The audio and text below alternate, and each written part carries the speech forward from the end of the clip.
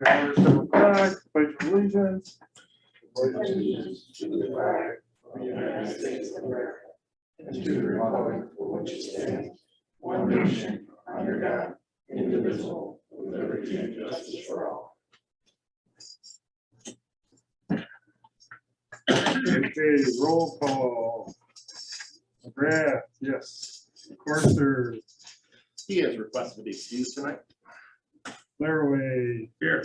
Erwin, Here. Offenbach, Yes, sir. DeFreshie, Simon, here, we have a quorum. Okay, we'll move into the next agenda approval. Does anybody wish to? I make a motion. So nobody wishes to add any addition, changes, or corrections? I'll second it. We have a second. All in favor, say aye. Aye. Nays? Heard. Understands as presented. Approval of minutes. Any addition? Changes? Corrections? I am. No? I make a motion. That's I'll good. second that. All in favor, aye? Aye. Nays? None being heard. Minutes will stand approved as distributed. Jumping right into reports from the chairman. He has nothing. Mr. Manager. You have my report in writing packet. So quick through these really quickly. Fireworks are July the 2nd at dusk. For those who want to know when dusk is, it's between when it's daylight and dark. Give or take 10 o'clock. If it's cloudy, it's 10. If it's clear, it's 5 after 10, around there. The show budget for this year was set at $16,000 by the village council. We have a goal every year of raising half that amount, so our goal this year will be $8,000. Not to take pressure off people, but we had one member of our council, Mr. PV, said, we hit 6 and we don't hit 8, he would cover the gap in between 6 and 8. So we're looking at doing a little bit, little more layers to what we typically do with our fundraising. In the past, we always send out, a letter to donors. We hit it in the newsletter.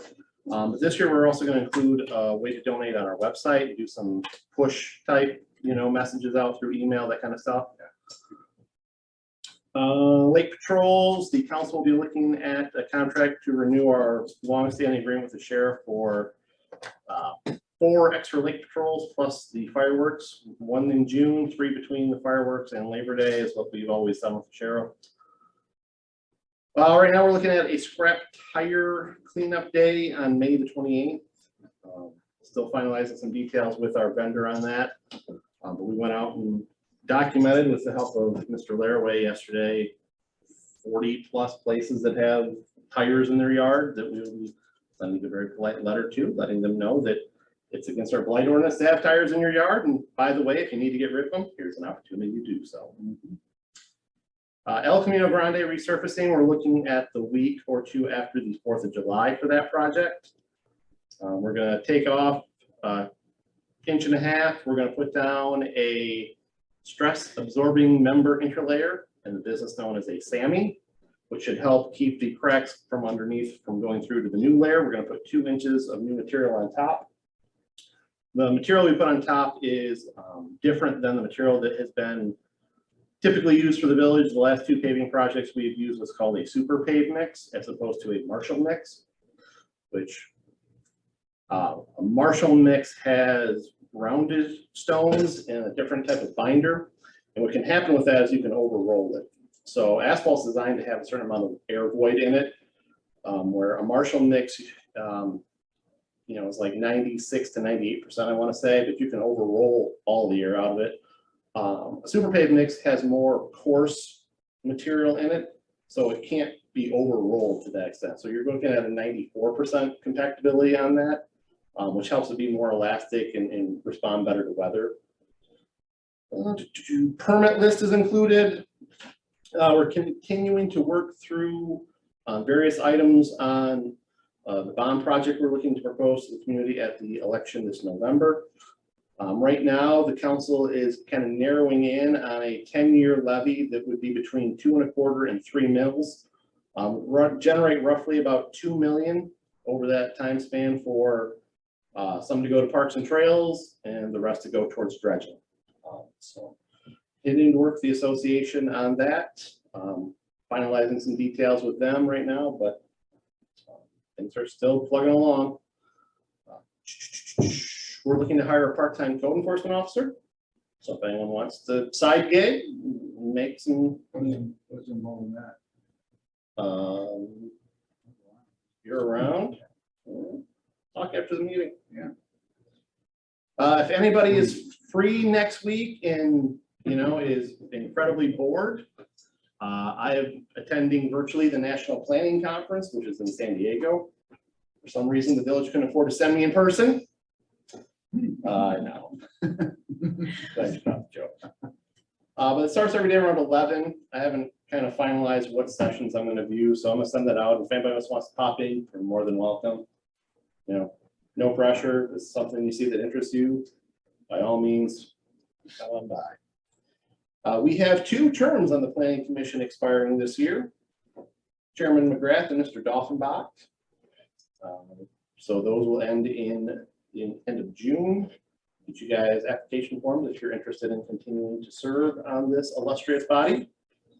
Or if you believe you've earned enough time to get out of purgatory in the afterlife, you're free to go. Yeah. And last but not least, if you want to get even more involved, there are 1, 2, 3, 4 seats up on the village council this year. Village President Torgerson, Village Treasurer Charlie Keel, Paul Cooney, and Brett Peavy all have seats that are expiring this year and will be up for election in November. We're going to get nominating petitions out here in the next couple of weeks, coinciding with our newsletter, to let people know that if you're interested in being part of the council, here's what you need to do to get on the ballot to make that happen. And that is all I have for you folks.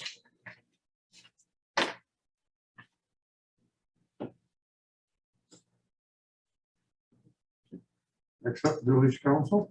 Well, let me take a step back. I'm sorry. Any questions for the material Tim went over?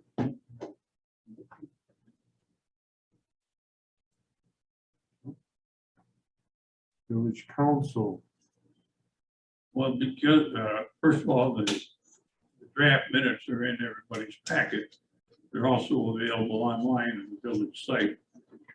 Point that out for anybody that wants more details, and for the people that are watching at home, they can go to the village site, actually watch the meeting as it took place. That'll be up for another couple of weeks. So, yeah, so if you go to our website and you click on over to the government side here and you scroll down to your meeting minutes, brings up a page like this. And right here, you've got click to view the most recent council meeting. You just click on that, it brings it right to the YouTube video. There'll be one down here after tonight for the Planning Commission. And if you want to, for whatever reason, go back in time and see more meetings, if you go to our YouTube page through that link and you click on that, you can see all of our past meetings too. Right there for home viewing enjoyment. And I want to keep bringing that up for the next couple of meetings as well, make sure that we get the word out as best we can. In addition to that, Tim covered quite a bit of it already. We did renew the fire contract with Sherman, and the special assessment with Brookfield Township as well. And as Tim said, the firework contract, we approved that.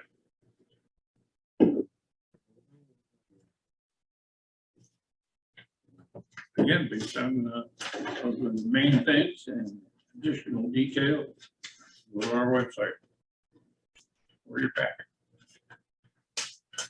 Well, buy me lunch, I'll tell you all about it. Thanks, Mr. Leroy. We move right into public hearings. We have none. Next segment, public comments. First one. Bring up some information for you for Sherman Township.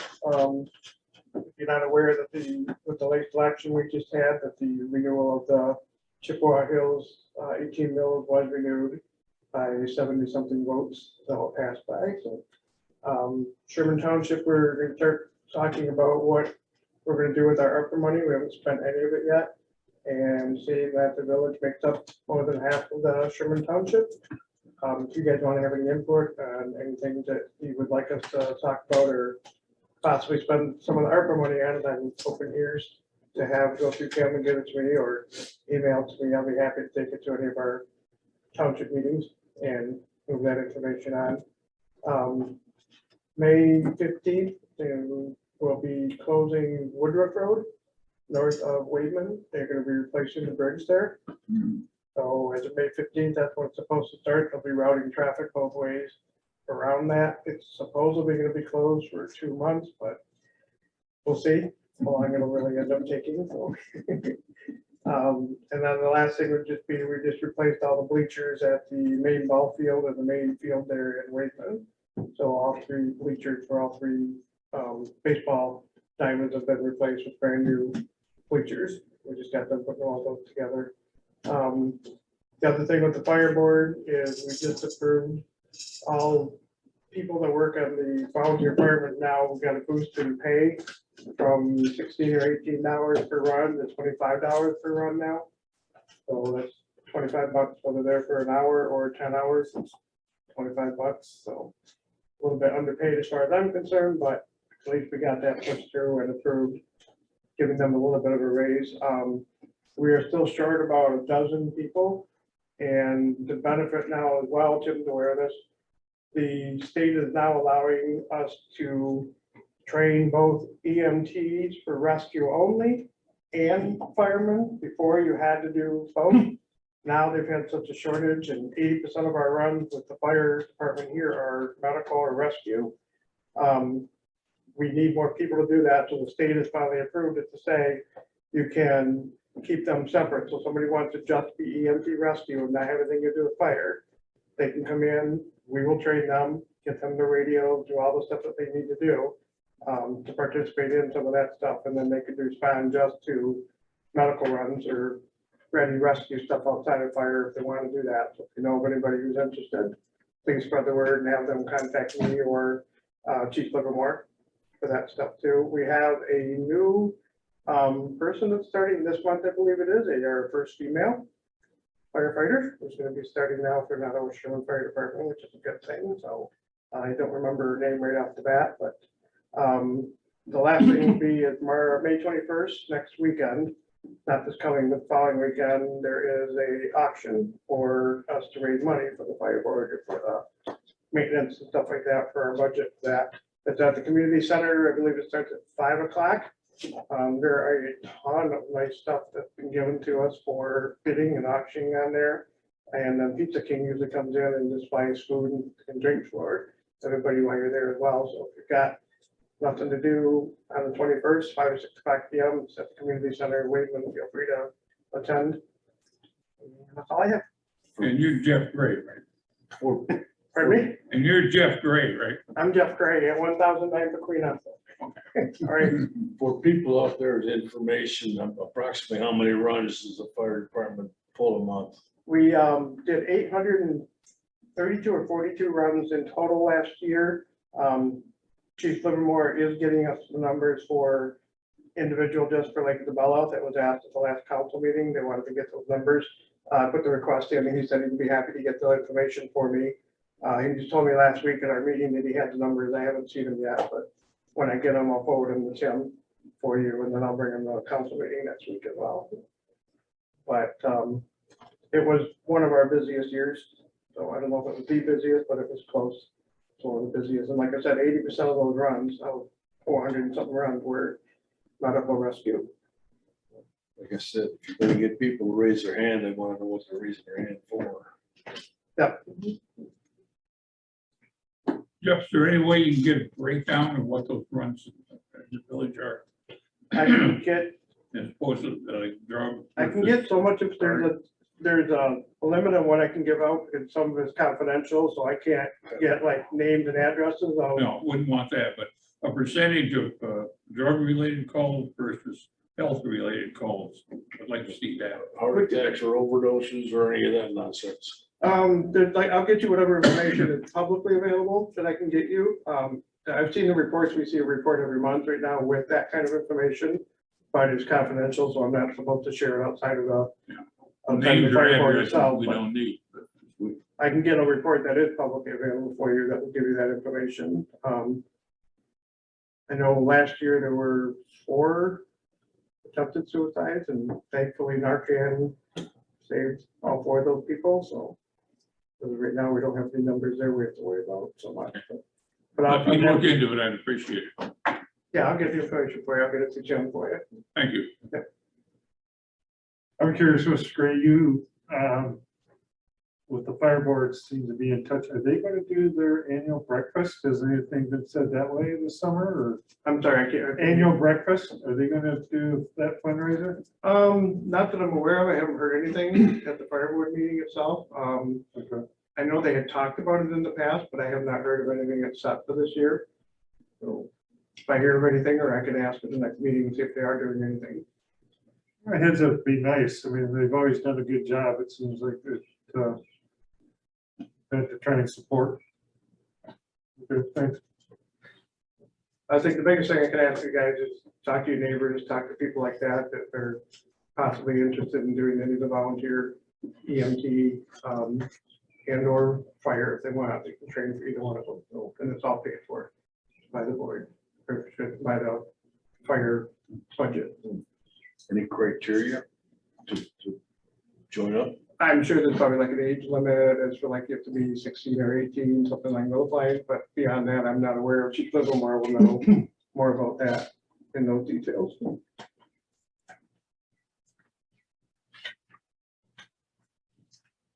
Okay. Thanks. Existing business. Comprehensive zoning ordinance update. Draft one. Draft one. Let's see, this is 233 pages. Let's go through it all. I wouldn't do that to you guys. Well, of course, we've all studied it up to this evening, so. What's going down the line is a very brief 5-page that highlights the changes, the substantive changes. They're, a lot more grammatical, minor here and there. These are the ones of substance. The blue on this sheet represents kind of editor comments for me to explain stuff. The red ones are some questions that, I think we might want to talk a little bit about, just to hone on in. But broken down obviously by the chapter of the ordinance. So I just go through this 5-page. Or do you want to do a different way? You want to? So, well, my thought is, it sounds like a great suggestion, but. anybody else think- Sounds good. I mean, on one hand, I give you 5, the other I give you 233. Yeah. For the shortcut version. All right, what did you guys go? Yeah, and obviously do in the next month or so, go through it. My cover memo for this talked about, the timing to move forward. I was thinking hopefully a July public hearing would be what we could target, and then take August off. There's too much other stuff just with year end for us right now. The June hearing would not be feasible for us to make happen. So it gets us through the end of the year, gets us through, budget, fireworks, that kind of stuff. But with that, so no changes in note to chapter 202 or 1202. That's just the, here's the intent of the ordinance. Kind of stuff. Nothing exciting there. 1204 definitions. So one of the things I do want to do, my wife is an English major, was an English major for her undergrad, and she always says, "You're never done editing." So there's some things in the definitions I want to go through one more time and look at. One of them being consistency in language. In some spots we're using gross floor area, GFA, other parts we're using square foot. I also want to go through one more time and make sure that we don't have any regulations hiding in the form of definitions. There's one here that I know that I want to take out and talk about. We added several uses or several definitions uses. One thing in here that we did take all of the existing definitions in the adult business section and move them from that part of special land use to the definition. So the goal is to get every definition in the definition chapter. So those aren't new, those are in the ordinance currently, they're just moved over here. But we added big box realtor as a new definition, and that came up looking through all the stuff in here in terms of our different uses. We had a retail establishment, we had a small box retailer, we had a supermarket, we had a shopping center. And, you know, I think it makes it easier just to go a retail establishment, which is 7,500, small box, which is 75 to 15, or a big box over 15. I would recommend that we take out supermarket as a use in a definition, because a supermarket is going to fall into one of those categories. It doesn't need to be an individual standalone use. And then one of the definitions in here that does have a hidden regulation is shopping center. And that regulation talks about it being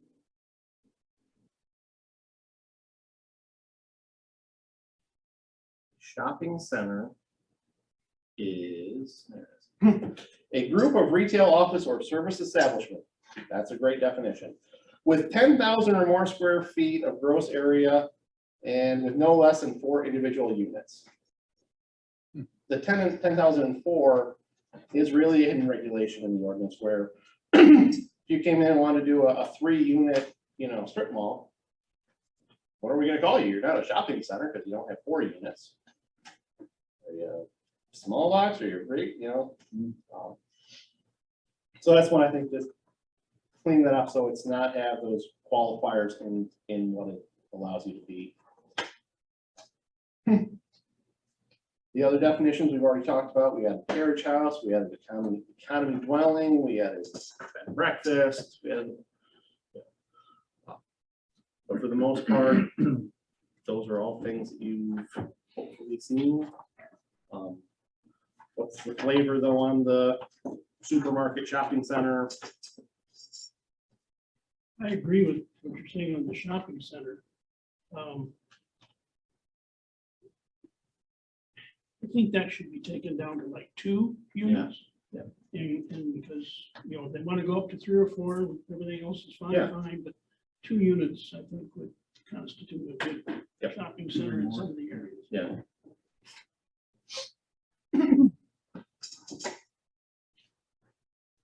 And then are we good getting rid of supermarket and just letting that be a small or big box wherever they want to go in? Yeah. Yes. Yeah. So, So the GFA, you want to, looks like you want to use that commercially and square footage Probably residential. residential? Yeah. Yeah, that's one of the things I want to go through here and just be consistent in our language.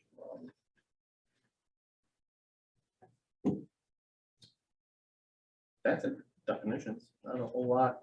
And again, you know, we went through a lot of these as we did some of the other sections, so.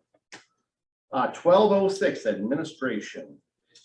Really the only change of substance in this section is that right now the ordinance calls for a certificate of zoning compliance. And the part that is proposed to be deleted says, upon inspection, if the zoning administrator finds that the provisions of the ordinance and all other permits have been satisfied, the ZA shall issue a certificate of zoning compliance for the use or parcel. We don't issue a certificate of zoning compliance. We go out, make sure it's okay, close the permit. Well, I do have one question. What if somebody goes in with something that's contrary to what our zoning ordinance will allow? They can't Such as, put a dynamite factory next to a residence. You know, the zoning wouldn't allow for it. You wouldn't get a permit then, right? yeah, Well, you're not gonna get a building permit without a zoning permit. This would be if a person violated one of the building permits. But we do have zoning regulations that they have to comply with. Yeah, but in a situation like that, you're gonna end up in the exact same position that we end up now, where if they don't respond to the politeness of a letter from myself or our attorney, it ends up going to court, you know. Whether or not you add a layer in there that you give them a certificate that they're good or not, I don't think matters. At the end of the day, you know, you're It still only gonna end up in matters, court. it only matters that somebody actually went out there and looked at it. Yeah. I mean, if nobody goes out there to look at it and they continue on, Mhm. then you're playing catch up if there's a problem. You know, and for us, for the most part, because we're dealing primarily with residential, you know, after that baby's in the ground and you're starting to see sides go up, the zoning part of the deal is pretty much done for me at that point in time. You know, they've met their setbacks, you know, their height. You know, sometimes we go out on the garage, make sure that they're, you know, doing the right points, if you will. Like today, you know, I went over to Bonanza, because they did a little change where they were gonna originally do wainscoting around for the point on the one side. They said they're not gonna do that, they're gonna put the fake vent up in the eave to do it.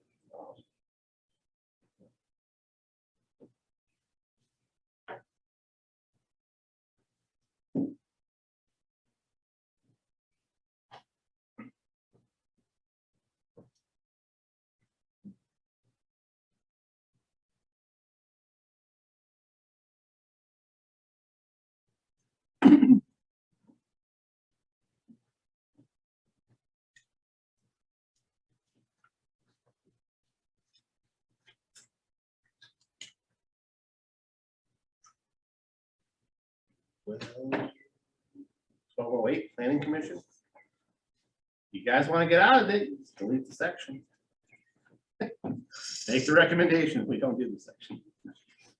No changes really here at all. Just wordsmithing, you know, changing it to the right statute, that kind of stuff. Clarifying that if we got to kick somebody off, that you're entitled to a public hearing before that happens, stuff like that. Nothing of substance though.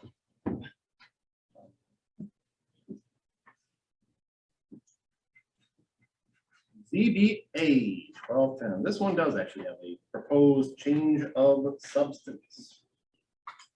And that could be found in section 7, item B. Right now, we require for a variance that you've got to meet all of these different standards. And I would propose that we change that to at least half of those standards.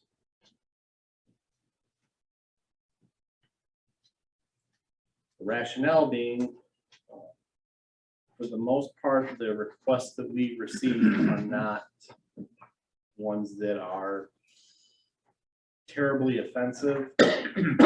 We get hung up on saying, you know, is this a self-imposed condition, or, you know, that kind of stuff, where if you've got to meet, you know, 5 of the 10, you're going to cover, it's not a self-created problem.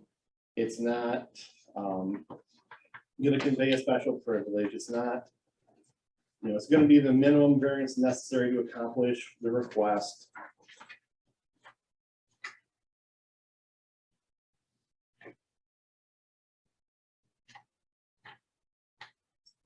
You're proposing to delete 5 out of the 10, or? Nope.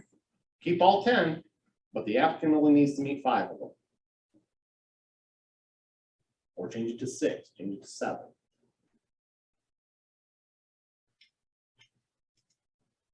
And I did add clarity in the one that when we get into the self-created problem, that's one that we have always struggled with from the standpoint, if we follow it to the, you know, letter of the text, technically anything is a self-created problem. And, you know, in our community where we have a respectable number of structures that were built prior to our zoning because we weren't a village, you know, that's something that I don't think we should penalize people for. You know, if you've got a house from 1970 and you're trying to put a porch on, or you're trying to put a, you know, an addition on, and you're hamstrung because the guy in 1970 built it 20 feet from the road as opposed to 30 feet. And that's just something I think we should be far more able to work with people on. You know, so in that section it says, you know, it's not a self-created problem created by the applicant or the applicant's predecessor or immediate predecessor in title, unless such occurred before the village's incorporation. So if it's a problem because you built a house in 1995 before we incorporated, I think you get a little bit of slack versus you build a house in 2000 when we had zoning and now you want to do it. Or you're starting from scratch, you don't want to follow the zoning code. And disclaimer, my house was built in 95. Well, the pre-ordinance would give you a little bit of, in free as it is. You obviously, they couldn't comply with an ordinance that didn't exist. We have two on this board who either are or have been on the ZBA and one in the audience. And what are your guys' thoughts? Well, I have to say there's some validity to what you're saying.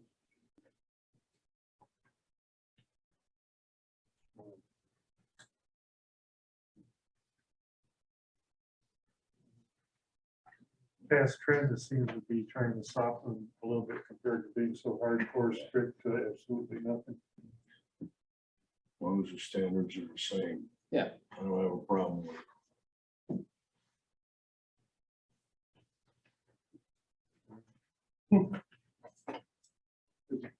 As long as you feel that reducing those down is going to cover Yeah, some creativity slipping through I mean, on the other, you know. you can bump it up to 6. I mean, I'm That will still comply with the state's criteria for taking people to appeals. Yeah, there's a recent court case too that just gutted practical difficulty standards too, so. It's still figuring its way out and how that applies to everybody in the world. No, that's not done yet, right? I mean, they're still, It came through the Court of Appeals. I don't know if they're gonna appeal to the state Supreme Court.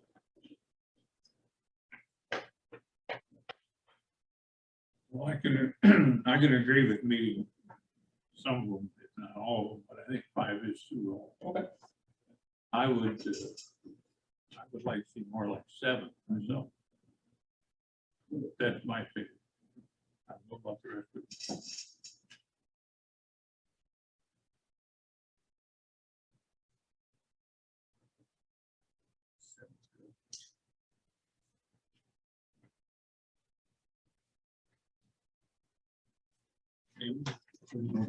Yeah, I think that's good. I'm just reading some of them and some of it can be left to interpretation when somebody's specific issue is that they don't think that their view was taken.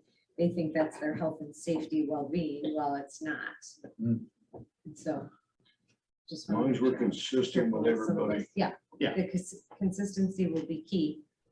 When one person thinks that's an issue for them and someone else doesn't.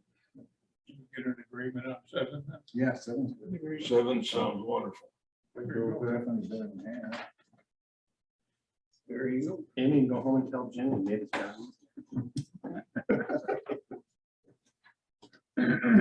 1212, these are our general provisions, and this is probably the section that looks the most different than what is currently in the ordinance, only because the current section goes up to like 1257 or 59, which skips numbers, every other number, so you're looking at close to 30 sections in there, and it just honestly was a dumping ground. If we had someone, throw it in there. It's like, you know, we should probably make some things into its own chapter, which we've done. In what I have done in the rest of the draft from this point is anything that is existing text that I may have moved from this section or another is still going to show up in black. It's just in a different place. And then it's edited from that point. But the wording in the ordinance as it now is what's in black here. So like antennas, chimneys, dishes, vents, that's in a different section right now. That's kind of an orphan. It makes sense to throw it here. Dumpsters is in there. Essential public services. I took out a big paragraph here about The planning commission is granted the power to permit any public service corporation to erect and use a building wherever. And that's because it conflicted with our small wireless facilities, DAS regulations in a different chapter that says where you can and can't put those type of things. So wasn't that I didn't want you guys to have the authority to do it.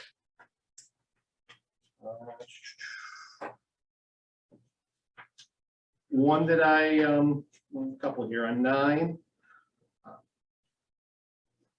We tend, when we have an issue that involves a porta potty, the way we've currently been enforcing that is through the finished nature of the house type rule that you can't do it now that your house is finished.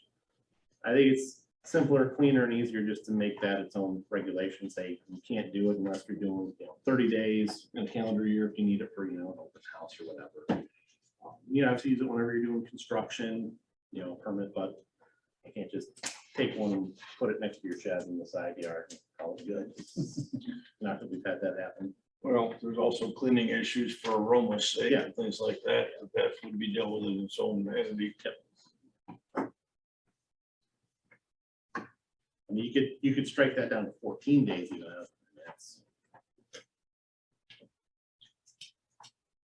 As long as it's not offensive by the neighbor if you're under construction. site grading, no changes there. Section 12 is a new one. It's not anywhere in our ordinance right now, but I thought it was something to make expressly clear that your utility lines need to be underground. We have soft language about that in our right-of-way ordinance, but the problem with that is it only deals with right-of-ways. It doesn't deal with on-site conditions. So we can tell homeworks, you got to run the line underground to the property. We actually didn't really have anything that said the guy on the other end of the right-of-way has to keep it below ground too. Do we have anything above ground now? Yeah, we do. Consumers has above ground to Birdie. Tri-County has above ground to down baseline to the restaurant. One's over by me, is that considered part of the village, or is that just considered on Rollin Road? Yeah, Is that considered township?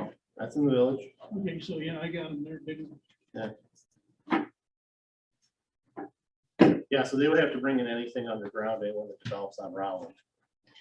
Because when they came in fiber optic, they went down the pole. Hmm. Then Then underground, the underground, yeah. houses, but they went down the pole.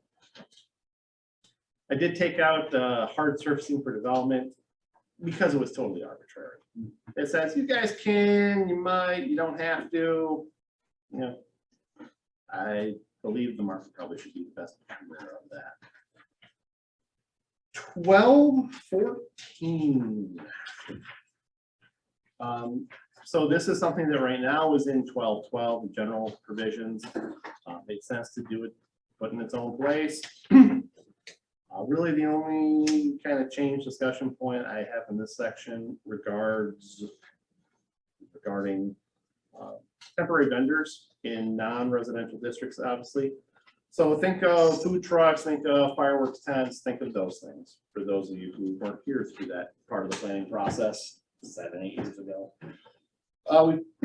We settled in on 200 square feet for that size. I put 3. My question is, do you always want to go to 4? So it's a 20 by 20. Sort of time limit on those vendors to be out there. Yeah, so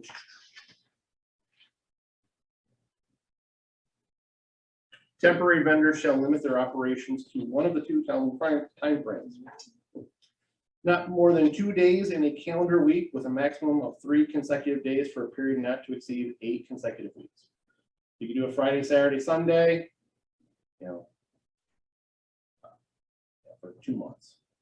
Are you talking about, so someone can have an open house, or what was the? No. purpose of This is like commercial vendor. So if someone threw up or put up a fireworks tent at Al Davis. I gotcha. Yeah. Okay.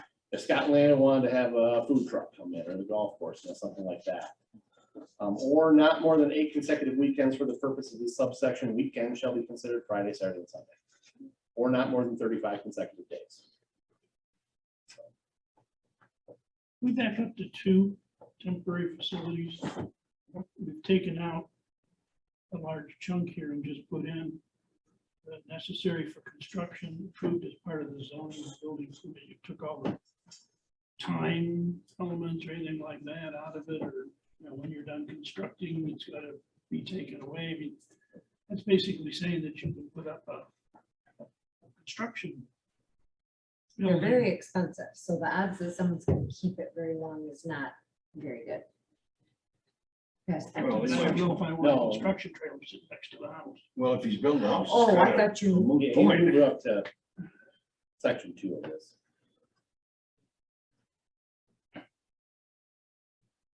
I saw temporary facilities and thought we were back to the Porta John issue. No. We're just above. So I did. temporary facilities associated with and necessary for construction approved as part of the zoning or building permit are allowed for the duration of the associated permits period of validity. So what makes it necessary? Pardon me? What makes it necessary for construction? How'd you get your house built? But not without a structure next door, without any structure or anything like Well, I bet that. you had construction. Well, this drawings, is so- tied directly to their building Yeah. permit. Right, but I mean, there's no, So it It's ends when the building- building permit ends. So if they don't build and their building permit expires, then the trailer has to go. right, but the trailer can come in and sit for the whole time while the permit's waiting. Or, you got the permit, you got a year. The trailer could sit there for a year. You could have a semi-truck Yeah. trailer sitting there and call it an accessory because it's necessary for construction. Builders don't necessarily have that kind of lay around time if they're not on your job, they're on somebody else's. Yeah, and It's building taken them- permits are But I- expensive. 2 But I years see to your build a point, house. it is possible. to Two do that. years to build a house out by us. Takes them that long, and if they allow trailers out there, I know Jerry would put one up because he was complaining about it vividly. That's the right word? Strongly. They do. I wouldn't have stopped them. I can certainly work on that wording to make it, add some clarity, like, as long as work is being pursued diligently towards completion of the permit and that type of stuff. Once That- work What is about the commenced or size? something along that line. We don't regulate the size now. How about if once work is commenced? Yeah. Kind of thing. Yeah, and ongoing, yeah. We started and ongoing. Commence, they could disappear for a long time. Yeah. Commenced and ongoing. I can work on that. Cool. How about I send out work on it and send an email out about it to everybody? Sure. That way we don't have to sit here next month. My concern on the vendors coming in is sort of kind of have to be careful so that it isn't abused. I would like to see a brick and mortar village as opposed to And that's right with time limits. opposed to a van with a side doors open kind of thing. Well, there's that qualifier in there that can only be on a parcel with a structure on it. So you can't just take a vacant lot and go and set up your fireworks tent. Or a barbecue vendor kind of thing. Yeah. We are a brick and mortar town. And, I think for the most part, we don't have a ton of sites where that would be terribly appealing for people to come and set up. You've really got Al Davis, the restaurant, out of bounds, the back of Ray Vandervell's property, it's the open field there. Because that's it. I mean, I don't think the Pines is gonna let somebody set up shop. Maybe just the storage units probably could. That's it. You're talking like a half dozen places. And we did that. I think the association like a lot of their parks. Mhm. And we went through this, gosh. You were on the planning commission when we did this, Jeff. And the issue came up that we had one of the business owners there who got approached to put in a fireworks tent. And you know, the time we completely prohibited it, he's like, you know, I would like this availability so I could, you know, generate additional revenue for my property. You know, not obviously let it go all year round, but, you know, something that would have something like, you know, the 35-day limit, or, you know, he had that, he got approached by one of the nurseries that was conceptually doing like, hey, we're gonna put up like a temporary, you know, like plant sale area in the spring for perennials, that kind of stuff. You know, and our approach was, you know, if one of our business owners feels that that's something that they want to do on their property and it will help sustain their business, you know. Does the veggie stand next to out of bounds get a permit, or has it just been there for 100 years and no worry about it? It's actually a permitted use by right in the district. So. The second time I got asked that today.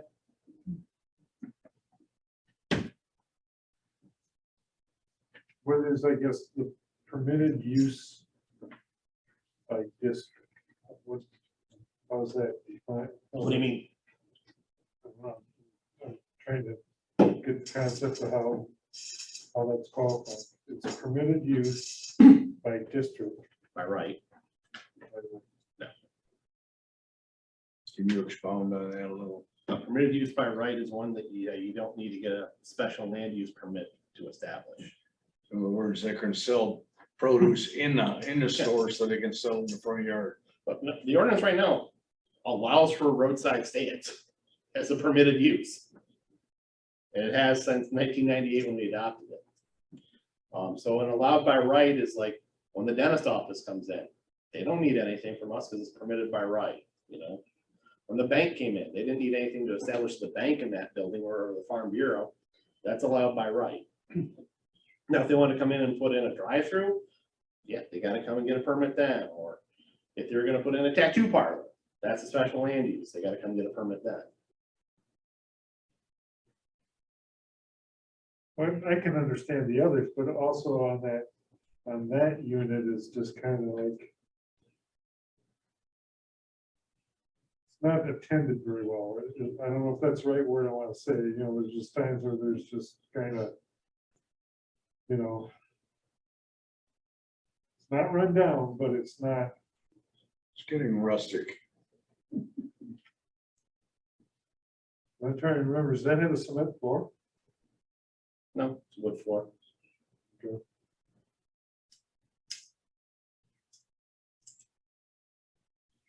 But, you know, I guess there's been times in the summer that, yes, it's stacked and it seems to be maintained, and there's other times it's just kind of abandoned.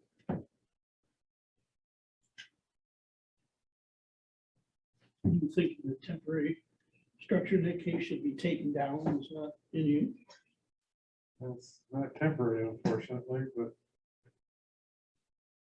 I don't know. You're right, it's I not don't- I don't temporary. wanna The temporary means you can move it and take it down. Yeah, if it's there permanently, it damn sure is temporary. So, And it'd also be grandfathered at this point in time because it was permitted by right when it went in. yeah. And the new one, we've got dates. It's not blighted, but it sure is kind of a sore finish. Yes. I suppose you could ask him to put a coat of paint on it. Code enforcement, where's he at? We'll have him do it. There's Good that. time. We got work to do. What's your cell phone number? I'll give it to you. And back to the fireworks thing, wasn't there a time, there wasn't just one, weren't there a couple, three that wanted to try and pop up, or was it just Just one. here and waiting? It was one gentleman who owned Fred Neck Fireworks was the business, and he put them up here, Wayman, you know, where he had, you know, 8-10 stands out, I think. They got a lot of state regulations to put those fool things up. Distances from structures, pounds of stuff you can have on board, hours of operation, security, all sorts of nonsense the state covers it with. No smoking around them. Oh, big time. It seems logical. Honestly, can't say I'm against it coming up for the, you know, before the 4th of July. Like, yeah, get the locals and.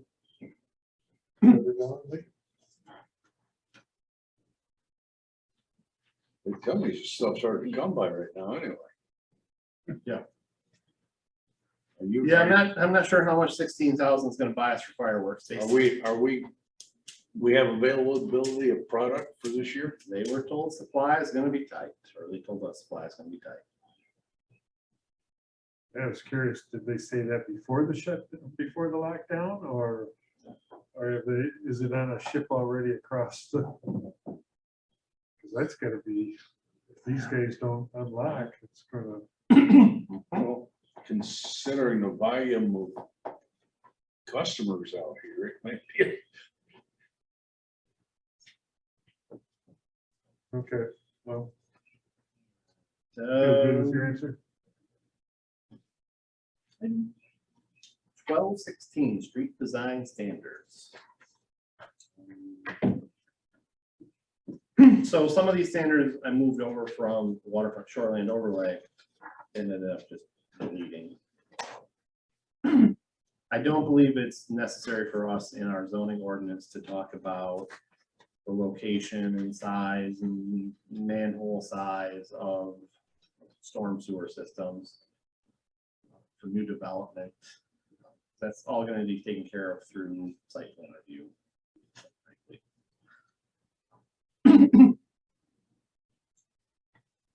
It's pretty much taken care of by the county as far as sizing and all the other things that goes.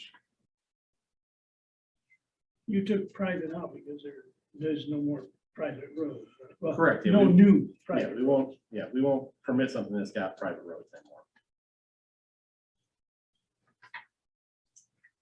Then you're on the line, we get homeowners, let's take over. We just need to do one more wine and dine, and I think. So you really want to go to San Diego? You going with him? Yeah, No. I'll actually pass on Sandy. All right. 1218 parcel standards. One change of note, it's a new requirement in here. It's something that gets asked sort of frequently. And that would be 5, so adding into the zoning that ingress or egress on any parcel containing a structure shall be from an approved driveway. So meaning you just can't cruise across your lot, you need to have, install a driveway to do that. Yeah, If it's got a Imagine building on it. imagine that. Culvert if necessary and whatever's going on. Thought it should be, shot should be. You know. Thought it should be there. So I take it the second 5 is gonna become 6. Yeah, I'm sorry. Yeah. it should be.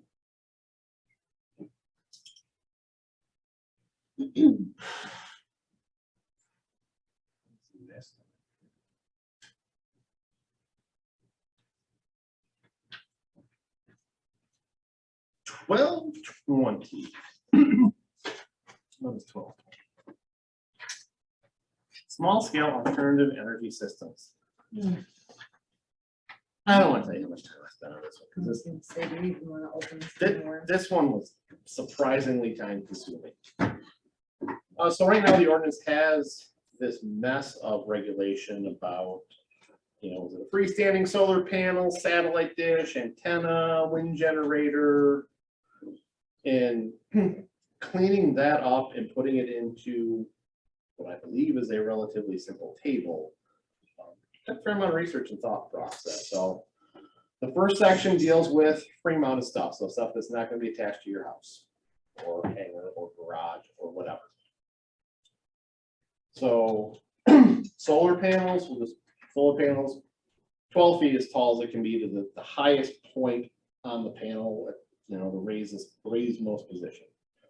Setbacks can't put in the street, at least 12 feet from any side or rear yard, 50 feet from the lake. Surface area no greater than 350 square feet. And how I came up with that number is I went around shopping online for residential solar panels and found that there's like 2 sizes. There's a small, and then there's like, it's like 39 inches by 70 inches, give or take. That would allow you to do 16, 4 sets of 4, 2 sets of 8, something like that. Okay, 350 square feet of solar panel will give you how many watts? Depends on the panel. 5 watt, 10 watt, I mean, whatever the capacity of the panel is going to determine that. If you're talking on a normal house, it's about 200 amps, so you gotta, if you're gonna try to carry the load. Wind generators, How tall is Al's, out of curiosity? Is that 12 foot or so, or just to have a visual? I think he's about 10. Is that what it Yeah. is, 10? I do have a quick question. Street side yard for a house that's on the lake. Well, street side is up front. High water mark then goes to 50 feet. But we could have, you're saying that we could put up the 50 feet to the house. You can put up a wind generator. and 50 solar feet from the panels. lake, yeah. It was, I matched that up to the detached garage setback from the water. When we went through that, we moved that from 35 to 50. So I thought this would be the same type of thing you know, want to minimize the visual impact on the lakeside. Right, okay. Wind generators, again, surprisingly weird to figure all this stuff out. 24 feet to the peak, so the highest point in the lake. Again, not in the street yard. Your setback is the peak plus 10%. So if you're 20 feet, you gotta be 22 feet from your setback. The way to figure out how big you can make it is with what's called a swept area. And that's the area of the circle of the blades. So 24 square feet allows for 3-foot blade lengths. There are also 2 types of wind generators. There's the fan, and then there's the vertical that spin this way. So I matched the 3-foot blade to the 3-foot height of the blade height for a vertical unit. And then all your wiring's got to be below ground. Can't run your extension line out above ground. We have this going on. Not the wiring, no. We have, I believe the only freestanding solar panels we have right now are about 86. You know where they are? They're off the southeast corner of this building. No, I never even noticed that.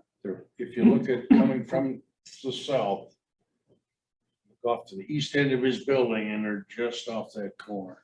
Okay. Take a gander, you'll see. Yeah. And do we have tiny windmills going up somewhere? or- Not yet. We haven't been asked about that one recently. Most people realize that wind is not a great investment. They want to do solar. In the last few days. You're in them. So far this year. Too many people are in among the trees around here. It'd be So for mounted system, these are the things you're gonna stick on your home or garage or whatever. You know, we don't have a regulation on how many solar panels you put up on your house. Put it on your roof, it's your roof. You know. But the wind generator peak, no more than 8 feet above your roof's peak. You should probably put in there ancient Connecticut State District height limitations.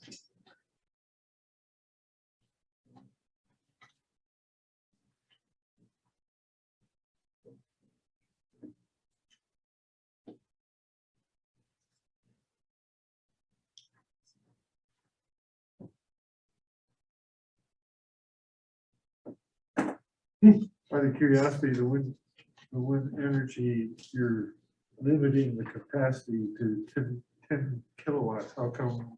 Is that because of blades or what is, or no, never mind, you took it out. No, check it out.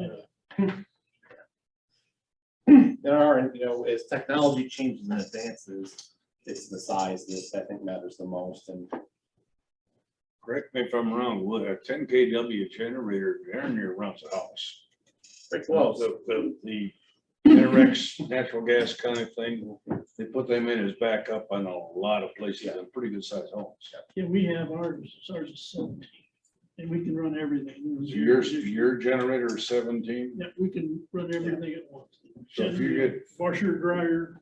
I think our portable one we use down there is like 7 or 9, and, you know, when we hook that bad boy up, we can run pretty much everything other than like the air compressor and that kind of stuff off of it. Open doors, lights, you know, the well, all that can run off of it. but you're still selecting, you can't run it all at once, you gotta kind of Yeah, pick and choose what you want to play with. and ours is the plug-in type system over there too, so. We've had to use it once. And we're pretty fortunate, really. Yeah, We yeah. really are. It's because of all the underground wires, I think. Mhm. Saves Yeah, it's us. real easy when Lake Isabella loses power primarily. It's like, all right, well, We what line being coming in powered is the problem? Are we being powered out here by those things between here and Rose Bush? No, they're not part of homeworks. That's DTE, isn't it? consumers, I think. I think it's consumers. I might be mistaken. Could be DT, but I thought it was consumers. For Detroit. Off in the south. For their renewable portfolio. I'm talking about brownouts now, in the state of Michigan. Not to sidetrack, but they're taking the nuclear power plant Palisades offline by South Haven, and are you gonna meet your renewable portfolio standard with that not in your package anymore? 1222, small cell wireless equipment facilities. That's in the ordinance now, nothing really. Couple of words here or there. Fences and walls. No real substantive changes here. I'd be okay with a little taller fence, given the amount of deer out here, if you're really trying to Hey, keep the garden safe. I have no problem with that, folks. You got deer in your yard? They're You don't have everywhere. you don't have a garden? 6 foot is fine with me. For a garden, Yes. what about?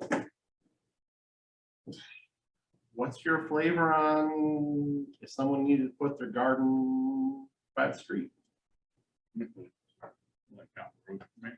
No, Road to me where there's no violation. you have some setback problems both with putting it in the front yard and with visibility to the road. You gotta look around the corner of the fence to get out there.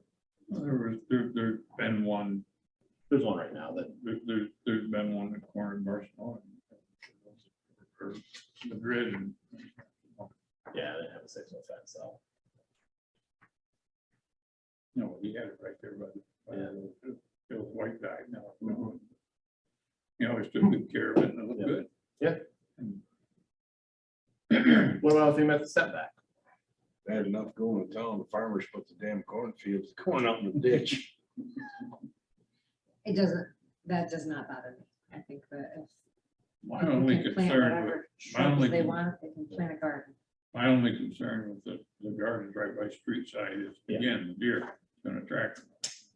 Yeah. We got enough deer on the damn road now. Oh, yeah, they're everywhere. The deer out here are kind of a problem, really. Kind of. Okay, they're a real problem out here. They eat everything. The metal post for gardens, we have to take them down, right?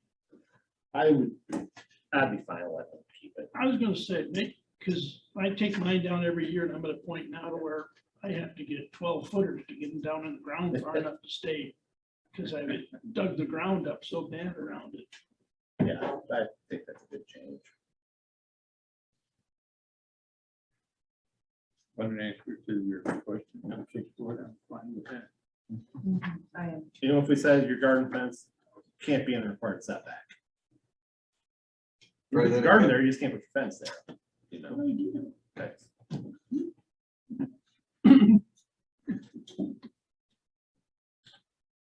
1226, regulation of funneling.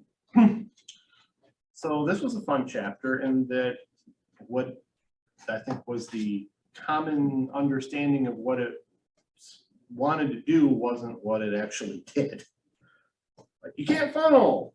Well, actually, all that section applied to was new development. It didn't say you couldn't take a current lot and funnel people over it. So we've kind of said, hey, that's a multifamily use, it's a single family district. So we added any residentially zoned parcel existing at the time of the adoption of this chapter that did not provide common use or access to Lake Isabella or the Chippewa River shall not be further converted in any manner to allow for a greater number of users to access the lake or the river. So you can't get mad at the association, buy a vacant lot and say, come on down and go through my lot, you know, the lake. It also applies if I couldn't go over and buy a residential lot that backs up to a piece of farmland, use the residential lot as a driveway to go back and put up my residence back on the farmland, could I? Yeah, why couldn't you? Well, the lake isn't private property though. Farmland. I mean, if you bought a lot that was adjacent to farmland that you owned, that's a contiguous parcel in my opinion. Right. Okay, let's look at, for instance, here, when you turn on Birdie heading south, across the street from Scott in there, those residential lots back up to the farmer that's on Coldwater. Let's say he cut it, say he wanted to split off 5 acres for his son to build down in the back and access from clubhouse. Could he do that through a residential lot? No, it couldn't.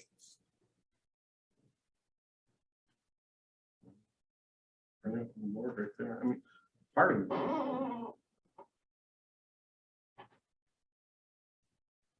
Yeah, in that neck of the woods. Yeah.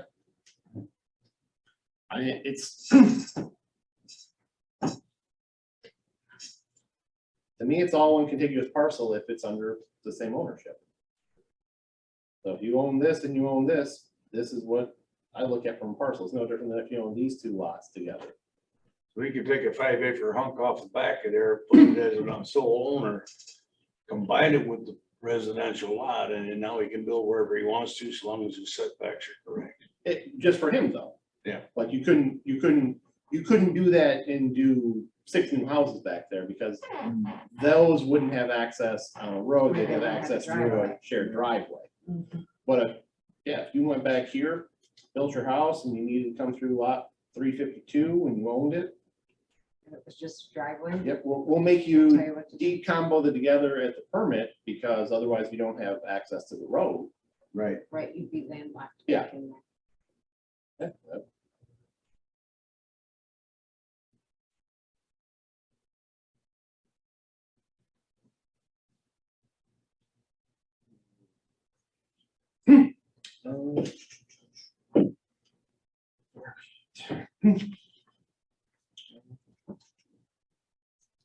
We're up to non-conformity. It's 1228. Only change here to really talk about is C, 5C. Properties in the Lake Residential 2 district with a single wide mobile home as the primary structure as of the effective date of this chapter. May replace the mobile home with a newer model single wide with at least 800 square feet of dwelling space. If the existing single wide mobile home's placement is non-conforming due to setbacks, the replacement mobile home may maintain the existing encroachment but not increase the level of non-conformity. Super. Mhm. Lovely. I did, it's not here, but restoration and repair. The wording actually wasn't complete in the ordinance. I think we tweaked it and didn't catch that. But there's a standard, of what level of destruction allows you to rebuild. And the industry standard is, 50% of the value. Well, the value is a very debatable thing unless you have a bona fide appraisal before your house got burnt down. So the solution I put in there was 100% of the equalized value, with the theory that the equalized value should be roughly half of the home's market value. Because your equalized is half the market value. It's also covered under the building code. Yeah. As far as putting it back together. Mhm. So I mean, the building code is kind of rigid on that. Yep. So this seems like came up in the village discussion. You're saying newer, but you're not. Wasn't the discussion of 10 years or a certain? Didn't they come up with some sort of specific year frame in there? In the last discussion they had about this? Not really, and that also wasn't a full board there that had this. No, I agree with Dave. We should kind of put a line in the sand somewhere so it doesn't wiggle around too much. I had said that investors for mortgage require single wides to be 10 years old or newer. That's a good. round number. What do you think, Dave? Yeah, because it seems like that number got bounced around a couple times. and Yeah, I thought thought we kinda here it did got go- shot down and had to be new, but if it went to the village and then they sort It of says went back. newer. Yeah. I think Well, you it- need to put the At our liaison meeting, the LIPO was on board with 10 years or newer. We're gonna make our appropriate change at LIPO to get on board with whatever we come up with over here. Yeah, I like the idea of that it doesn't have to be brand new because even the cost of a single wide has nearly doubled in the last few years. And so what, in light of making housing affordable, I think 10 years or newer is just a much better thing to You compare. can get some of the 1975 ones out of here and get some. get Yeah, I it just cleaned think up there's a little. real incentive for people Yeah, and yeah. they Yeah. can't do brand new, but they could certainly do a 5-year-old Mhm. single wide that somebody they knew lived in and passed away or, you know. Yeah, yeah. It can seem like an awful lot. And you're. Well, it's what all the 10 years. investors in the mortgage world, that's where their line is, so it just seems realistic to align it with what the investors in the world are looking for. And it's gonna be that maintenance factor, because I know what you're saying, but you get out in the real world and there's some that are 15, 20 that are in pretty darn good shape. I mean, Oh, so yeah. 10 It's is, awful, the 8, 9, 10-year-old that beat to hell, he brings it in, well, it's within 10 years, so I can put it in where I want. But it probably beats what's in there now. Just like a car, some people take care of them, some people don't. That's a They training don't let 'em live in issue. their car either. Pardon? They don't let them live in their car either. Sometimes it looks like it though. that's it. You haul, man. I did. Good idea. It's good. And all the ones voting on it, but my vote is 10 years is too much. Too much? I'd go more like 5 years. Oh, really? But then maybe it's just a hard ass. Well, we know that. We do know. All right. That's why we love you. Let's get a consensus here. I'm good with 10. I'll put myself. Yeah, I'm good with 10 too. I am Actually too. mentioned I someone, would say 10. mortgage, why not? Right. Yeah, it kind of makes it. There's official. a reason for 10. It's Yeah. not something grabbed up. What do you want Right, to do? it's Take right a in vote the on the federal 10? guidance. So You got, five in favor of 10.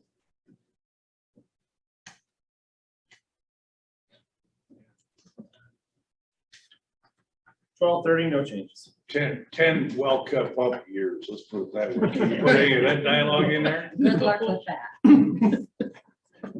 It's your responsibility to determine that. This is zoning Oh, no, that's officials. a code. No, that'd be, Did you raise your hand for zoning? Did you raise your hand to be a code zoning? Yeah, that's, he's the guy you want to see when they bring that. So we've already been through 1232, 1234. There's one change in 1236 that we kind of chatted about, but didn't really come home and have agreement on, which was in home occupations, should we allow barber shops, beauty, nail salons, stain salons, cosmetology uses to be a home occupation? I would support that. First off, the state has some really rigid criteria on having barber shops and beauty parlors anywhere. oh, Oh, yeah, big time. It's all state licensed, they're licensed. Once they meet that, if they have off-road parking and keep down on the freeway traffic, you wouldn't know the difference. You wouldn't, because if you have one chair in your home and you're cut, and this appointment's at 1 and this appointment's at 2, they're overlapping by 10 minutes and you could have girlfriends over for one night for the same Yeah. day. So I really see no harm in that. Would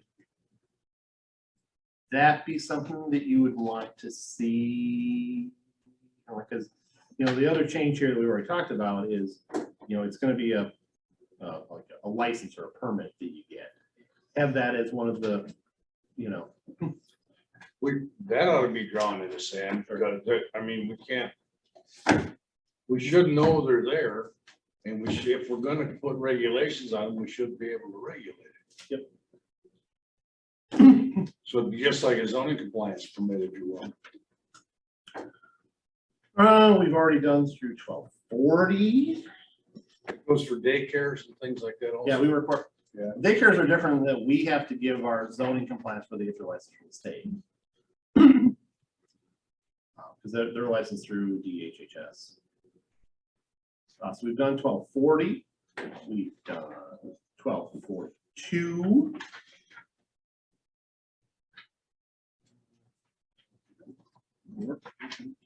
I want to say we did 1250 last month. Talked waterfront shoreline overlay.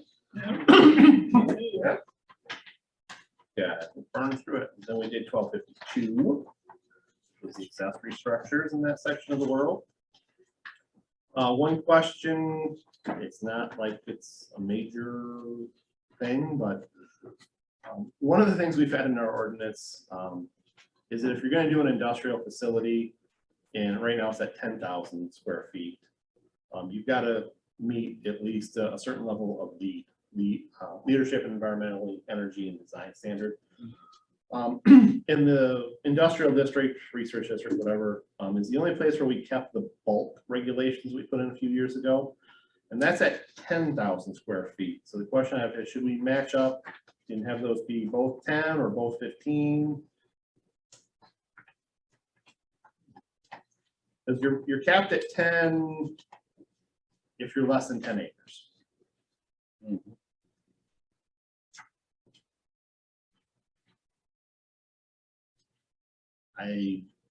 I'm fine going back to 10 for the lead. Because then you're really only going to get into the situation if it's more than a 10-acre parcel and you're building more than 10,000 square feet.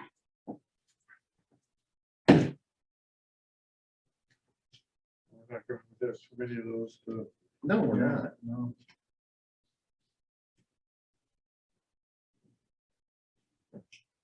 What are we down to, a couple, 3?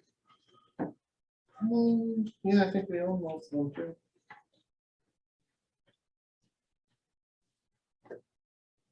Anyway, sorry. Teenage daughter problems. So we've done 1252.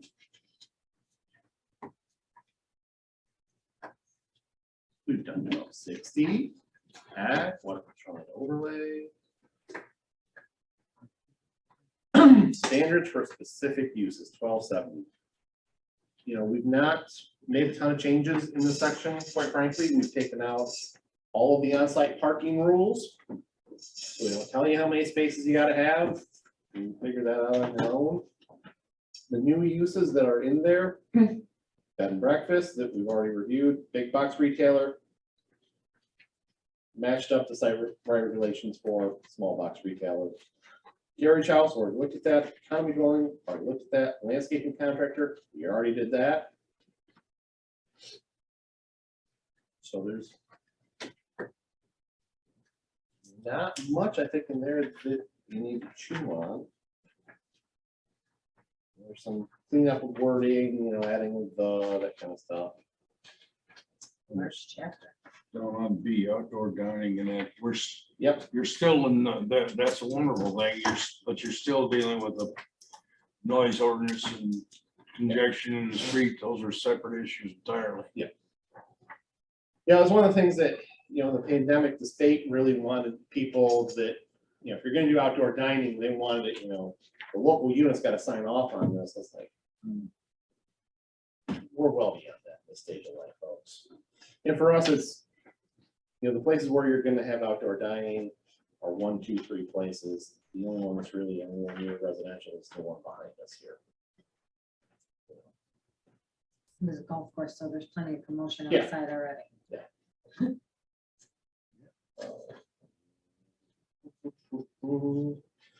1272, special land uses. So one of the most fundamental changes that is in this document, making the village more friendly for development, more predictable in development, more quicker in development, is the zoning ordinance right now has 3 different layers of special land use approval options. So there's some that I can approve, but then I gotta go notify people within 300 feet that I did it. There's some that come to you for approval. There's some that come to you for review and then go to the council for approval. And what I have done is, if it's a special land use, the planning commission is the determining body. With that in mind, some of the special land uses that were, Tim has to approve and notify, a lot of those I made permitted uses. So if you saw it regularly, it's no longer an exception to the rule, Yeah. so we're not going to make a separate permit for that. And one of the council members asked, is this putting too much on the planning commission? I said, no, because it would have to come to them anyway before it goes to the council. It's not like we're adding a step here. It was always coming through you before it went to them. But, I did clean this process up and I added things like site maintenance. You've got to actually maintain the site in, accordance with the approved permit and continuing basis. Termination or discontinuance. So I think it's a better process. I really do. It talks about if you got a site plan, here's how, what you gotta do with the site plan, that kind of stuff, which is the next chapter, I believe. It doesn't change any of the review criteria, meets the master plan, not detrimental. Site plan review 1274. Again, going back to the philosophical change, really the one in here that stands out, the only one really in here that stands out, is after the pellet factory, we circled the wagons and said, every site plan has to have a public hearing. Because we're tired of notifying people, hey, this is happening and nobody's showing up. But what I would propose to change in that is that if it's a project that requires a medium level site plan, so you're talking, and this is only for site plans that come to you, obviously, and it wouldn't apply to a special land use where you got to hold a public hearing or a variance where you got a public hearing. It'd be a site plan for someone needs to do a permitted use in a non-residential district where they got to put up a new structure. Think of a Dollar General, that's a permitted use because it's, retail, but they got to put up a structure. Accessory structure, which requires planning commission approval. We already require that and you got to do a special land use for, garage across the street. If you're going to expand a site plan that was previously approved by a site plan, you got to do medium. Special land uses, unless it's specifically said you got to do a detailed site plan. Or expansion of an existing structure that was developed without site plan approval, but would now require site plan approval if it were proposed as a new development. So this is something we ran into the golf course because it was built before we were a village. We had no site plan stuff for them. So those type of projects wouldn't need a public hearing from you. You still review them, you still approve them, review them, all that stuff. It just shortens that window where you've got to have it in so far in advance so we can meet our publication deadline and that kind of stuff. Detailed site plans still requires a public hearing. You're talking a new primary structure in the industrial district. So if a new pellet factory want to come in, that's getting a public hearing. Planned unit development, site condo. Yeah, those would be the ones that would need it. I got some cleanup language here I see I gotta take care of. 5, still says site plan. You say condo, Site condo. site condo requires detail?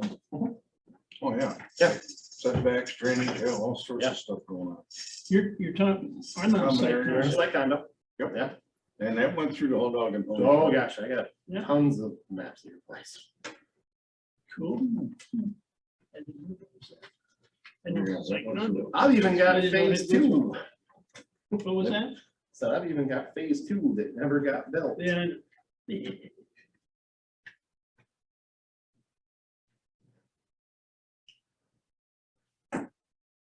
We're getting there, folks. Closing in.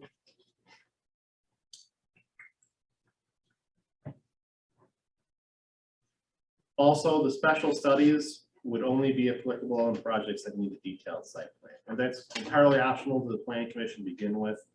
So right now, you know, there's 2 that are in the ordinance, an environmental assessment report and a traffic study. So those would be the, you could say, hey, you know, we want to add this as part of your review process and you can bring it in.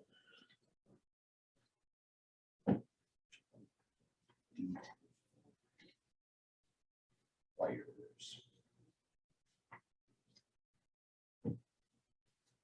Where we at?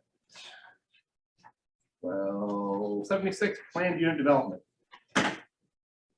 I'll just be forward with you. I blew it up and built it back from scratch. It did not make any sense the way it was in the ordinance.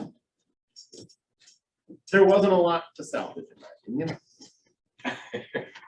Yeah. So I'll walk you through the, you know, the summary of it here. So planned unit development is intended to provide flexibility in the regulation of land development, encourage innovation in site planning and development with an emphasis on housing, encouraging the mixing of commercial, educational, recreational, and civic uses, conserve natural resources, and encourage the preservation of open space. Someone wants to do a PUD, here's the eligibility. You've got to successfully demonstrate that your project would accomplish one of the following. Recognizable and material benefit to the project's end users and the community in general that would otherwise be unfeasible or unlikely without utilizing the chapter. Long-term protection or preservation of natural resources and features of a significant quantity or quality. An existing non-conforming use structure or parcel be rendered more conforming to the zoning code.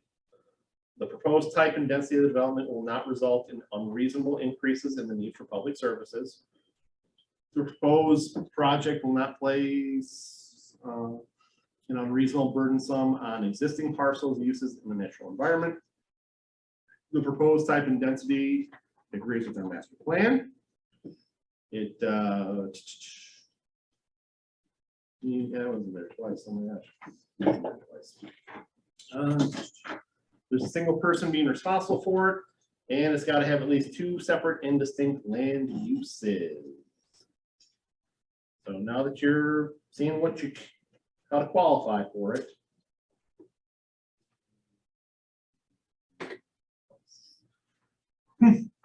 Project design, here's what you got to design when you come into the planning commission. Got setbacks, for landscaping comply with the ordinance, fencing comply with the ordinance. If you're residential, you gotta designate 10% of the gross area for common use that the residential units would use. You've got to have public access on a street, you gotta meet stormwater standards, all lines below ground, drainage, you know, natural filtration. Internal drives that are intended to service non-residential uses or more than a dozen dwelling units shall be designed and constructed to the village local street standard. Non-residential uses are cited to residential. You got to do a berm or something to separate. Process. a pre-application conference is required.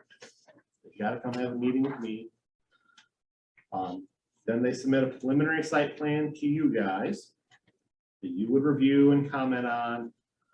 And these are the things that have to be in that preliminary package.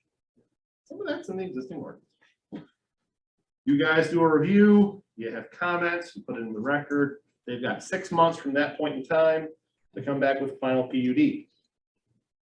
And these are the things that they got included in the final version. You guys have to hold a public hearing, then you make a decision. Like this brand. Section 5, here's, you guys put conditions on it, which you are more than welcome to do if you feel it's necessary to preserve certain things. If they're gonna do it in phases, they've got to do, you know, here's the timing, here's the commencement, here's the completion. Performance bonds, that's still in there. Amendment, if they want to amend the PUD, what the process is, and termination. You guys can rescind an approved PUD for violation of the approved conditions. After notice of the current owners and occupants having a hearing, zoning will revert back to the original zone. We've never had a PUD. That's like kind of, Financing for PUD is very difficult Yeah. as well. yeah, Site condo is very easy. Yeah. PUD is very difficult. site condo, the next chapter. I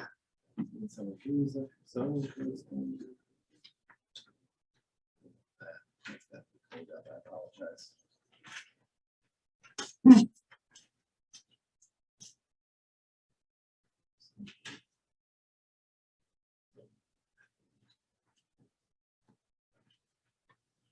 Process pretty similar to the PUD. Talks about what's required in the survey, that stuff, it's all in there now in our ordinance.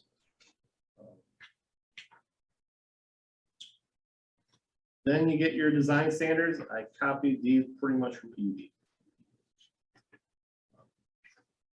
Same process, pre-app, preliminary site plan. Got 6 months to, no. No, yeah, 6 months over there, because it's not something development.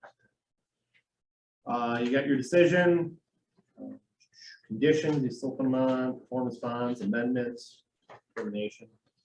Really the same process, other than, you know, site condo is kind of a final determination once you make it, once it's recorded, so there's not a termination, because you essentially platted the land. It's platting without formal platting. It's also streamlined over the place. Yes. You know, that's what people ask me what the difference is. I said, the end result is nothing other than one takes 6 months, one takes a year and a half. And that's literally the only difference. They're called lots instead of, units, vice versa. You know, the condo is gonna have a master deed and some bylaws, where a plat's gonna have building use restrictions. I mean, it's raised with apples and red delicious. It may very well condos, site condos usually have common areas or cul-de-sacs or whatever for possibly a park.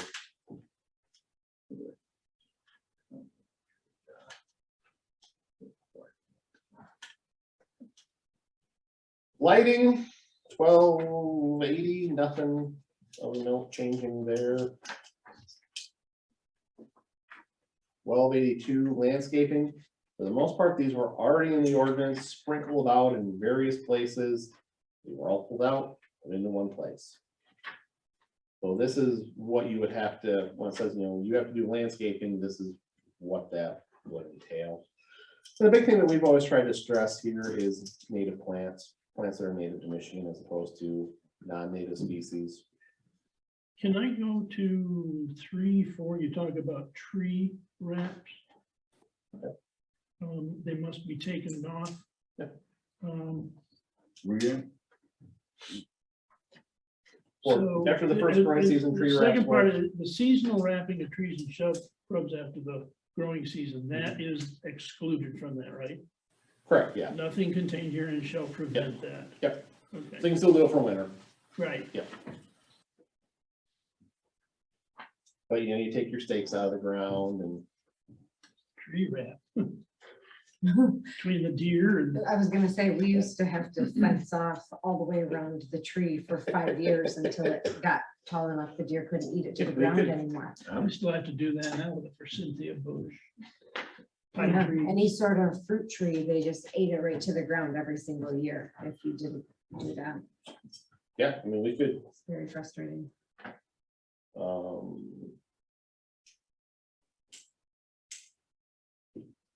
you want to just take that thing out altogether?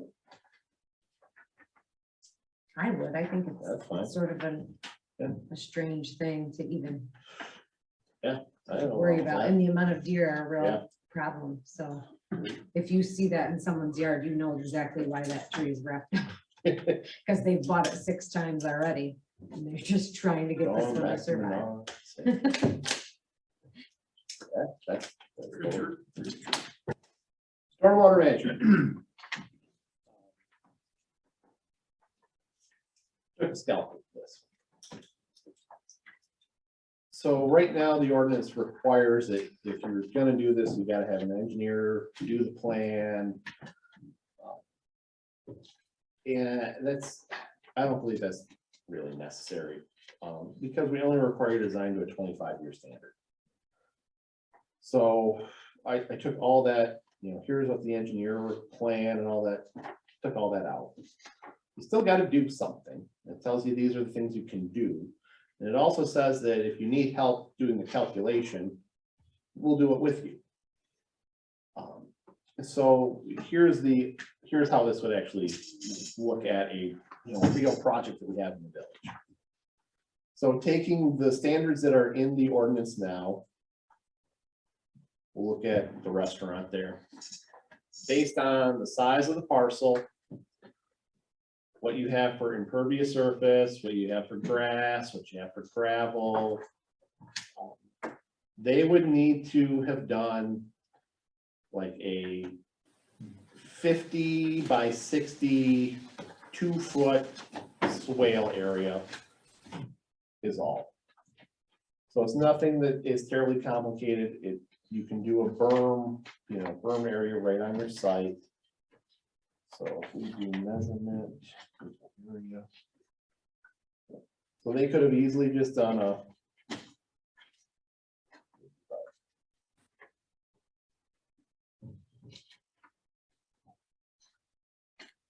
Basically, they gotta show us a plan, Yeah. so the stormwater doesn't affect your neighbor, if you will. Or at least hold it on site till it can properly drain out. So, I mean, that's literally the size of the depression they would need to make.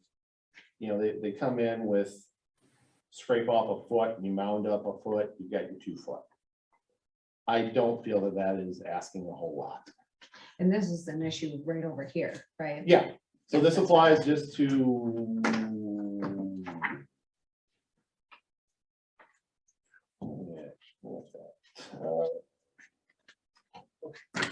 Well, Proton's probably gonna get into that issue where he's gotta figure out where he's gonna put his water. New development or changes subject to site plan review. There you go. And that's, before we had all these other conditions in there, because, you know, I knew it was gonna be kind of cumbersome to do the plan. You know, I don't want that to be a deterrent. I think we can work together with someone to make this, you know, something that can, you know, help us in the community manage stormwater in a responsible way, but not be an inconvenience. You know, if you're looking at that, that's less than the size of the drain fields. But I think that's an easy change. It still puts some boxes in there that you gotta do it, like the county ordinance that says you've gotta do it on site. They don't offer you any direction. Mount Pleasant says, you know, you've gotta reinvent, you know, everything to make this happen. You know, I was talking with the developer the other day who wanted to locate in Mount Pleasant, said by the end of the time, when they got through with stormwater management, it was $400,000 is what I was gonna have to do. It's like, I'm not going to the city for that. By the time I redid all my parking lot. Are we almost done here? We are. Amendments, no changes, and the map, you already seen the map.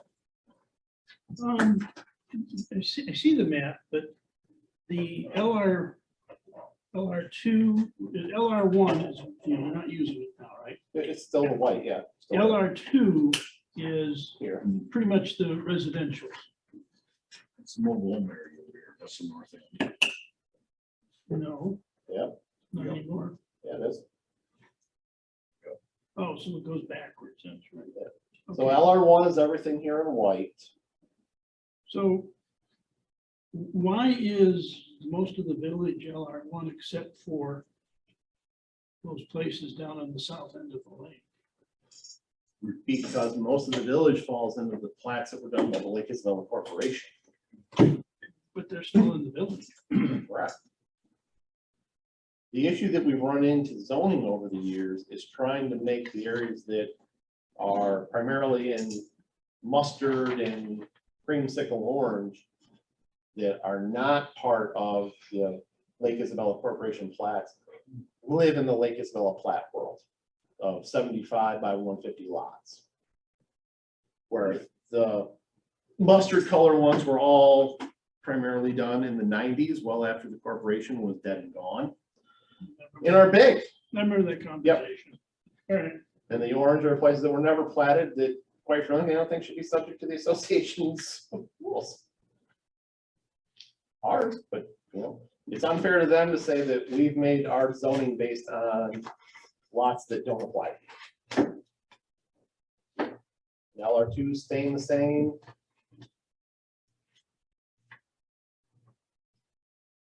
So when we go to a public hearing, we have to notify everyone that is being rezoned, which will be the mustard, the pink, the creamsicle, and the canary yellow down here, and everyone within 300 feet. What I'm working on to make this hopefully a more productive process will be a typical notice that we have to do. But accompanying that with like a front and back sheet that explains what it is. If you're being rezoned versus if you're being notified because it's within 300 feet, so that's applicable and all that kind of stuff. So hopefully they'll get that, they'll be able to see and digest that before they, come in and make questions, that kind of stuff.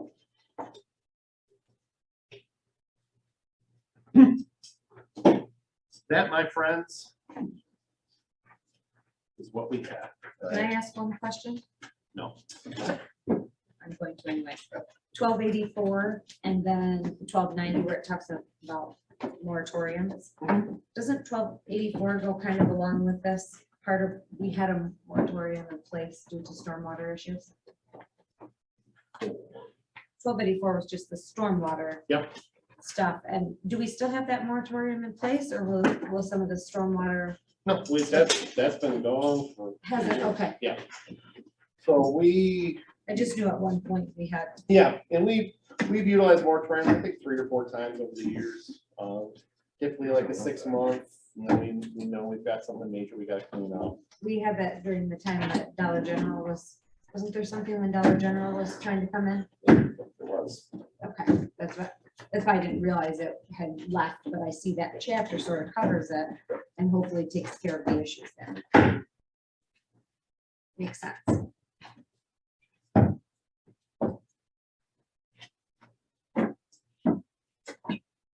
Very nice work. Oh, that was a lot of work. Tim. This is a lot of work. No, I don't, but I'm holding a very thick package in my hand, so I can only imagine. Culmination with more than one meeting. Yeah, and you guys have been phenomenal on this. I appreciate the feedback. That is one of the things that does harm productivity with, it's just Jessica, Gary, and myself, is there's not a lot of sounding board Monday through Friday we can bounce stuff off. So these meetings really are very productive and valuable. I think so too, and I think when you have different industries helping Yeah. and trying to just put our heads together. Works well. You were talking about the pellet factory. We had any interesting development for that? Had other development interests in the last month or so, but nothing on that part. Basically from us, you're Yeah, Doesn't seem to be any problems about what has been put together. no, We're just cleaning it up. We look at it. We have to hold a public hearing. Yeah. June. July, June would kill me. This way. There's no way I'll be able to get the public hearing stuff and the educational side of it done to meet that. They would just get Go the, home every night. they just, well, you wouldn't have a budget next week to deal with either. No. Why would you need a budget? Yeah. Federal government doesn't use one. I don't use it. You gotta quit laying around.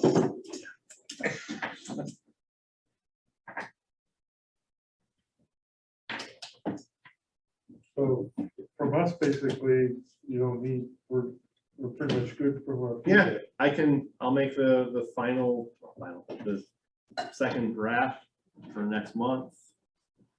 And you guys can set a public hearing at that, or it's all the way down here. We had very few tweaks to do in there, just a couple. Really, of I mean, notes. you know, it helped that we did a lot of it kind of in chunks, you know, so when we got to this stage, you'd already seen, you know, a third of it already. I think accessory buildings took us the longest. Yeah, they did.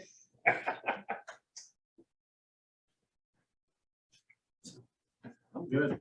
Okay, so we're good with the existing business. We have no new business, public comments. Just two quick things. Back with what you were gonna talk about in the alternative energy section. Obviously, I haven't had a chance to read all of it. Is there anything in there yet regarding energy or charging stations? I know Scott Lander certainly talked about and looking into wanting to put charging stations in for electric vehicles. I don't know if it's something you want to put in now or amend it later, but something you guys talked about, so. And then the CVA stuff you talked about too, just my 2 cents worth, the more things you want them to require, the better. Than me, so we were, I think you were talking to 7 items out of 10, that to me makes more sense. For doing that, since I have to sit on DVA along with the gentlemen, so. Pardon me? So you don't have to. Yeah, right, like you're gonna find other people. I walked into that trap back way long time ago, and I haven't found a way out yet. And then the only other thing, for those of you guys who are not aware of it, I am running for the Isabella County Commissioner for District 2, so I will be on the ballot in August. I do have one other person running against me as a Republican, and then there are 2 Democrats, so I would like to ask for your votes for August. If I can win that one, then again in November, so that's it. You got it? Isn't there a Vicky running? Who's the other for guy? that? Pardon? Who's the other guy? Chris Embry, so gentleman that lives here in Waitman, part of the WBA. Sorry, what was that? Is there a Vicky running for that as well? I'm sorry, I could hear you. Isn't there a Vicky running for that as well? There's a Karen Walters from the Democrat side and Jim Smith. I think his first name was Jim Smith. Well, one from Riverdale, one from Blanchard area. They're both Democrat side. Chris Embry is running on the Republican side along with me. So for that position, I don't know if Vicky or anybody there. So it's 1 out of 3 is gonna get in, right? 1 out Right, of it's 4. only 1 seat, so whoever wins in August will go against the winner, against the Democrat, Republican in November. Get elected. In the East Regional, you got Hopefully 2 it's me. Republicans, in the West Regional, you got 2 Democrats. I'm hoping that at least this side of the county tends to be more conservative Republican, so. So I would assume my August one will be a harder race versus November, but that's just an assumption. Anything can happen. So. Meetings adjourned.